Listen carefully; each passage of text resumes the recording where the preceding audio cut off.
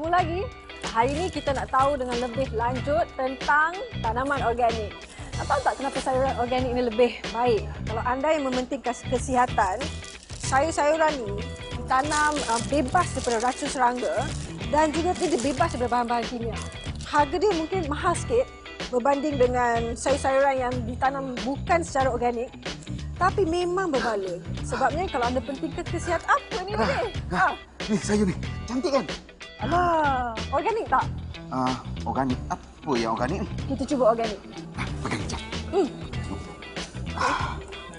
Import atau buatan tempatan? Tempatan lah, tanya banyak lah. Tengok website lah. Ni tak boleh jadi ni. Zengjing dok, kong dok, organik. Sayur!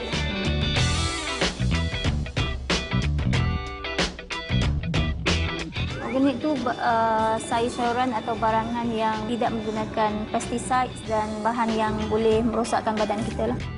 Ini bagus. Bagus. Bagus. Ini organik ke? Kalau organik baguslah. Oh, bagus eh? Bagus. Boleh makan sekarang? Tak boleh lah.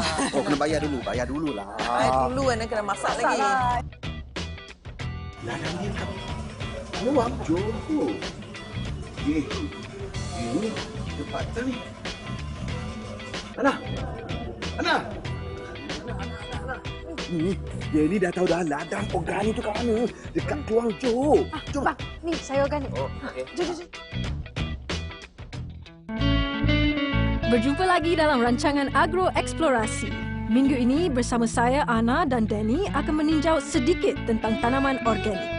Kita akan ke Keluang Johor untuk bersama Encik Tai, seorang pengusaha salah sebuah ladang organik terbesar di negara ini. Dari awal, kami telah membuat temu janji untuk bertemu Encik Tai di ladangnya pada sebelah petang. Perjalanan dari Kuala Lumpur ini memakan masa selama lebih kurang 3 jam untuk sampai ke Keluang Johor. Oh, tanah yang subur ini, pusaka milik kita, anugerah Maha Kuasa, tersimpan sejuta rahsia. Berbudi pada bumi, hijau padi menguning, bumimu tak pernah mungkiri. Hai, khabar? Khabar baik. Mr. Tai. Ya, selamat datang. Terima kasih. Ya, bagaimana perjalanan? Penat sikit, 3 penat jam. sikit, Tapi, yelah kami sempat pusing-pusing bandar Keluang, minum kopi semua. Oh, bagus. Memang Keluang terkenal itu kopi.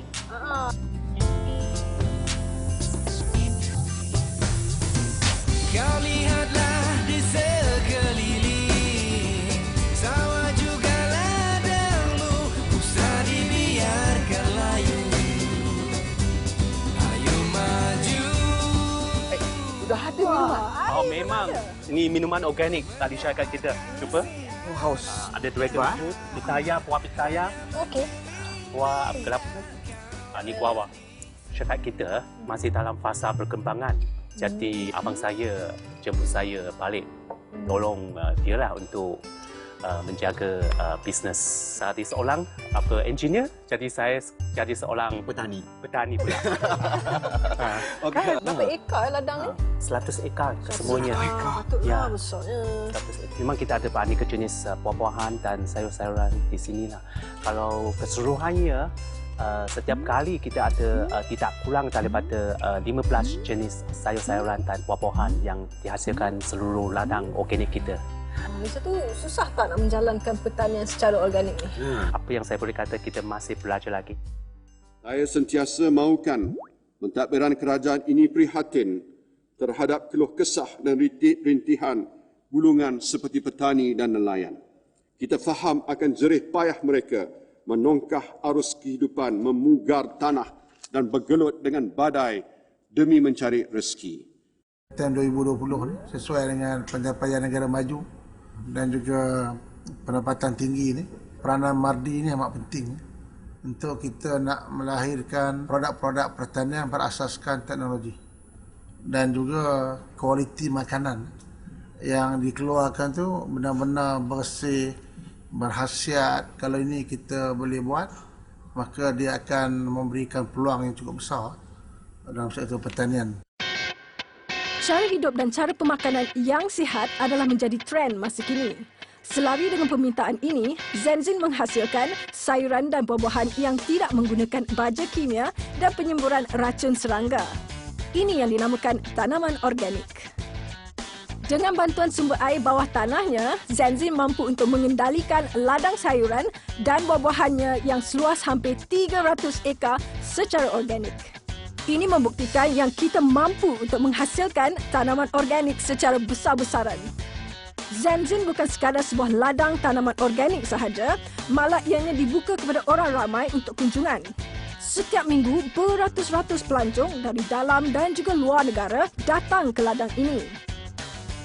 Mereka dibenarkan melawat dan memetik sayuran di samping membeli barangan organik lain di kedai yang disediakan.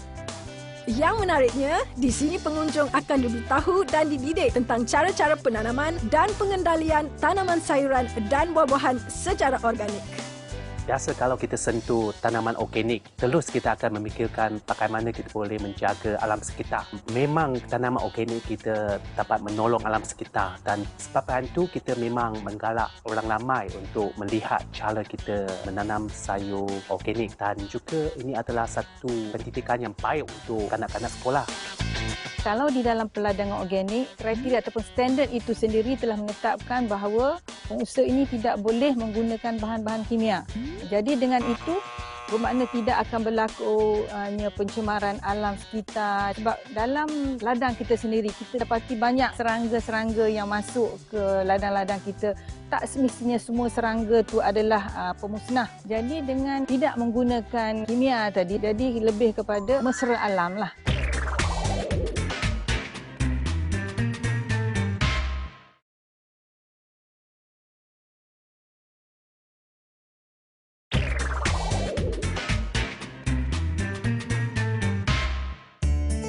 Anda sedang menonton Agro Eksplorasi bersama saya, Ana dan Danny.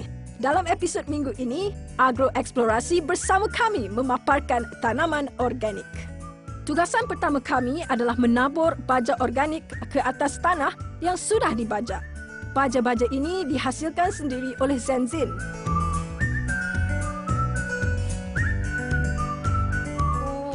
Letihnya, Danny. Sonok.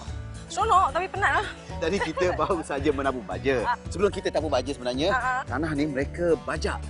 Lepas tanah dah kosong, mereka dah petik hasil, mereka menaburkan baja pula. Ya, lepas bajak lah, selepas bajak. Tak, lepas ni mereka akan bajak. Dia tabur baja, selepas dia tabur baja, dia bajak lagi sekali. Di dan mana membuat batas. Dan mulalah menanam anak-anak sawi ke, bayam ke. Itulah cara yang paling penting sekarang ni. Mereka menggunakan baja apa? Baja organik. Baja ini pun mendapat pengiktirafan sijil SOM dari kementerian. Ni kompos kita. Kita panggil bokashi. Dia buat daripada tahi ayam, fiber macam cocoa waste, coffee waste, minyak sawit dengan IMO, Indigenous Microorganism. Jadi kita campur buat fermentasi lah. Macam sampai 1 bulan pakai mesin. Mesin ini dari Germany. Jadi selepas 1 bulan kita boleh pakai lah.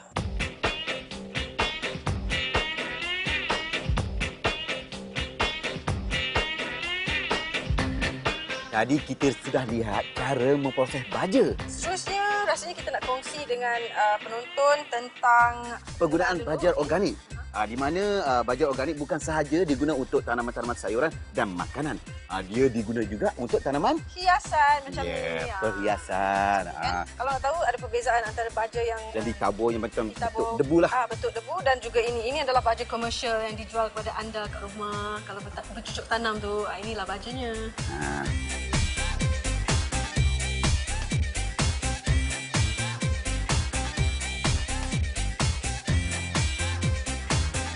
Okey, kalau anda nak tahu apa yang Danny dan Ana buat sekarang ni, di mana kami sedang menunjuk cara-cara nak menanam. Sayur apa? Sayur bayam. Bukan. Sawi. Sawi. Okey, di mana di sini adalah anak-anak sawi. Okey. Okey, sebelum caranya ialah begini. Tepuk je. Bukan macam tu. Bukan. Tepuk je. Tepuk. Okey, Danny pegang. Dah cukup. Kita ada banyak lagi nak buat nanti. Okey. Okey. Di mana ini adalah anak sawi . Okey, duduk. Okay, cara dia senang saja. Di mana yang tadi yang ketuk-ketuk tadi kan dia jatuh bertaburan kan. Cuma senang saja kita ambil. Letak je macam tu je. Senang aja. Bukannya susah. Siapa kata susah tanam sawi?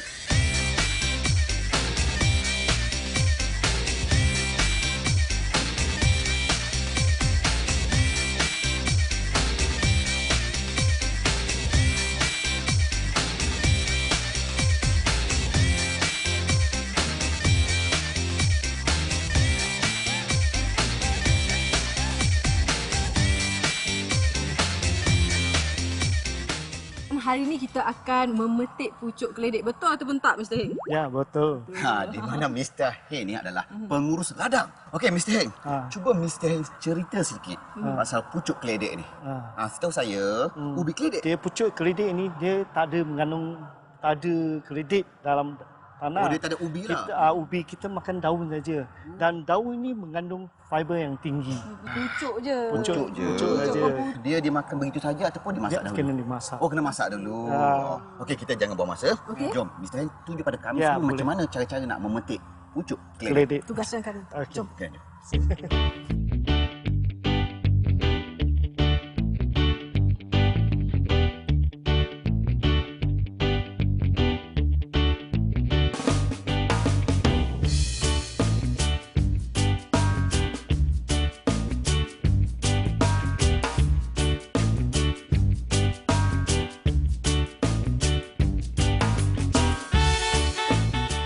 Mr. Heng, ni saya nak tanyalah.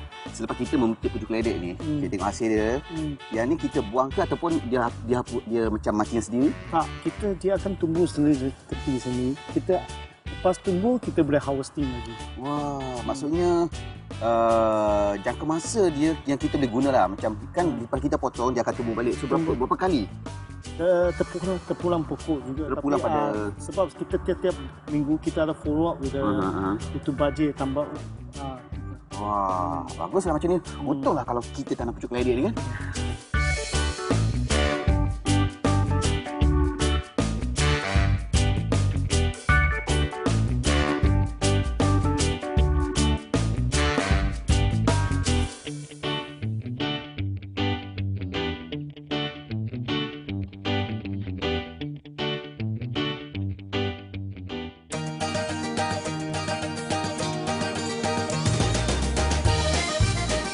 Setiap hasil yang dipetik akan dihantar ke kilang untuk dipilih dan kemudiannya dibungkus sebelum dihantar ke pasaraya-pasaraya tempatan dan juga dieksport ke Singapura.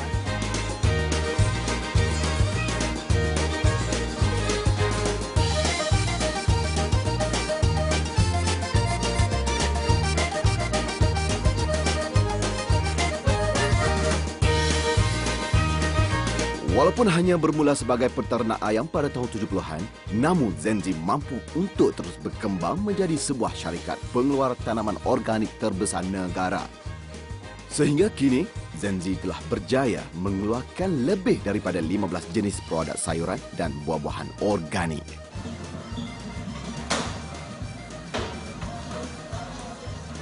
Mana Ana ni? Jangan ke mana-mana, kami akan kembali lagi menemui anda selepas ini.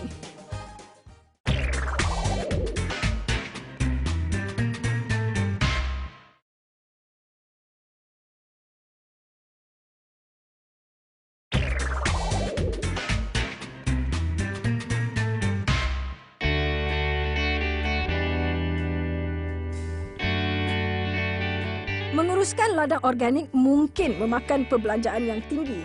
Namun, dengan kepekaan penduduk sekarang dan gaya hidup yang mementingkan pemakanan yang sihat, permintaan tanaman organik ini semakin meningkat setiap tahun. Sementara ini kita dapat dua pengiktirafan. Satunya dari Badan Kementerian Pertanian, iaitu dari Pejabat Pertanian, dan sijil yang diiktirafkan itu kita panggil sijil Skim Organik Malaysia. Dan memang dia ada kriteria yang ditentukan. Dan kita juga ada pengiktirafan dari Australia, iaitu NASA. Dimulai 1 Januari 2011, kita bersama-sama dengan Kementerian Kesihatan akan menguatkuasakan pindaan akta makanan di mana produk-produk yang akan dilabel sebagai organik itu perlu ada persetujuan langsung. Jadi kerajaan memberikan pengiktirafan kepada mereka yang betul-betul membuat perladangan secara organik ni. Kita galakkan juga pengusaha kita untuk mendapat persetujuan daripada luar negara. Sebab itulah ada antara pengusaha-pengusaha besar kita yang mengeksport produk mereka ke luar negara, mereka juga mendapat persetujuan daripada luar-luar negara.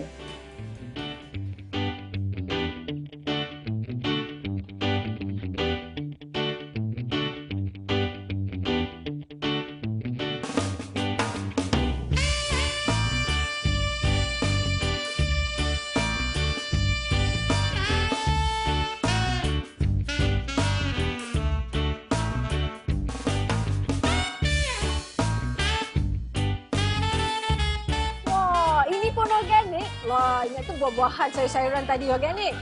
Bahan-bahan makanan tu je. Tapi ni pun organik. Tak sangka lah. Ada sabun, shampoo, aromatherapy oil pun ada. Semua ni organik. Organic cider.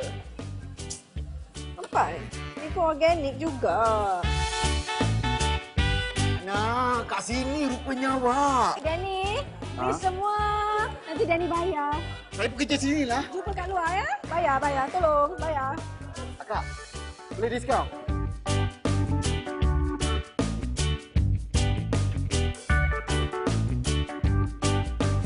Sekarang saya rasa kita punya permintaan untuk produk-produk organik ni dah bertambah lah. Kalau ikut statistik FAO sebagainya, makin setahun makin meningkat. Jadi saya rasa dari segi pengusaha kita juga mereka perlu menyahut seruan ini ya.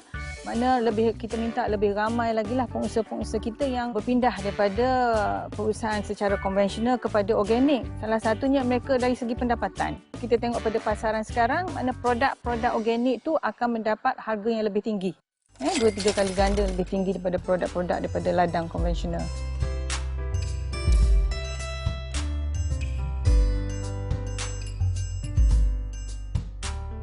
Zenzi bukan sahaja mematuhi peraturan yang ditetapkan oleh Skim Organik Malaysia ataupun SOM yang dikeluarkan oleh kementerian, malah ianya menepati taraf dan paras kualiti NASA Australia. Sehingga kini, Zenzi telah berjaya memasarkan hasil produknya ke seluruh negara termasuk ke Singapura. Zenzi mampu membuktikan pertanian bukan sekadar perniagaan, malah ianya juga boleh mendatangkan keuntungan.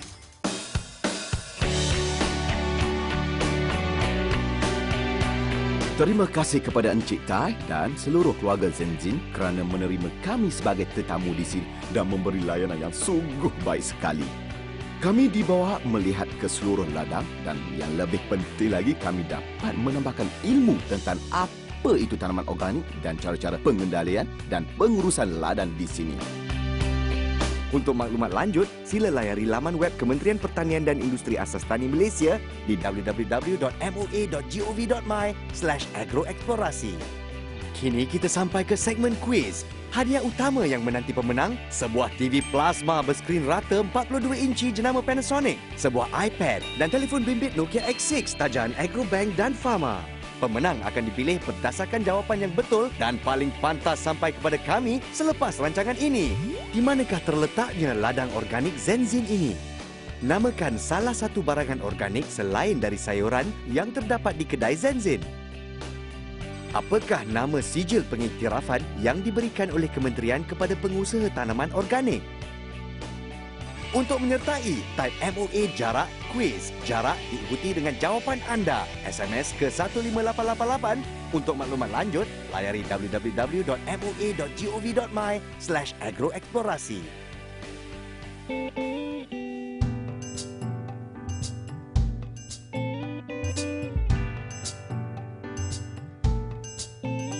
Zenzin ada sebuah kedai di Keluang Mall juga. Mungkin kita boleh singgah di sana juga.